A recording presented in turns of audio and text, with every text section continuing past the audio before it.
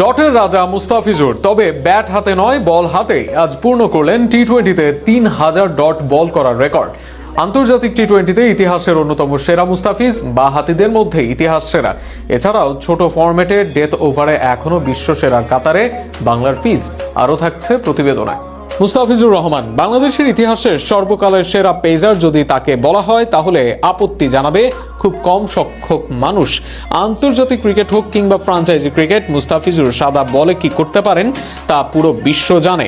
এবার সেই ঝলক দেখাচ্ছেন পিএসএল এ। তার স্লোয়ার দেখে তো আশ্চর্য হয়ে হেসেই ফেলেছেন সিকান্দার রাজা। আর সেই একই ম্যাচে মুস্তাফিজুর রহমান স্পর্শ করেছেন নতুন এক মাইল ফলক। স্বীকৃত টি-20 ক্রিকেটে ইতোমধ্যেই তিনি ডট বল দিয়েছেন ৩,০০০টি। সাংবাদিক রিফাত এমিলের পরিসংখ্যান বলছে মুস্তাফিজের মোট বলের ৪২.৪%ই ডট বল। টি-20 ক্রিকেটে একজন বোলার এত বছর খেলে ৪২ ভাগের বেশি বল ডট আদায় করে নিয়েছেন। হয়তো শুধু মুস্তাফিজুর রহমানের কাছেই সম্ভব।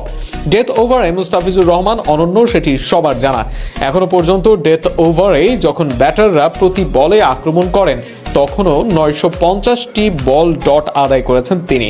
ডেথ ওভারে ২০০ উইকেট তোলা বলে দেয় কতটা ভয়ঙ্কর ফিজের আন্তর্জাতিক ক্যারিয়ার দেখিয়ে আজই এক পোস্ট দিয়েছে বিসিবিও। আন্তর্জাতিক ক্রিকেটের ইতিহাসের দ্বিতীয় সর্বোচ্চ এই উইকেট শিকারে ১২৫ ইনিংসে তুলে নিয়েছেন ১৫৮ উইকেট। ২৭৩০ বলে দিয়েছেন মোটে ৩৩১৩ রান, যা আন্তর্জাতিক টি-20-তে অবিশ্বাস্য পরিসংখ্যান। মুস্তাফিজুর রহমান যেভাবে শুরু করেছিলেন, মাঝে বেশ কিছু বছর হয়তো নিজের সেই সেরাটা দিতে পারেননি, তবে সর্বশেষ ২ বছরে আবারও নিজের চেনা ছন্দে ফিরেছেন তিনি। ২০২৭ ওডিআই ও ২০২৮ টি-20 বিশ্বকাপে তার অভিজ্ঞতা আর পারফরমেন্স দুটি বড় ফ্যাক্টর হয়ে দাঁড়াবে টাইগার শিবিরে। সে পর্যন্ত ফর্ম ও ফিটনেস ধরে রাখবেন ফিজ, এমনটাই প্রত্যাশা।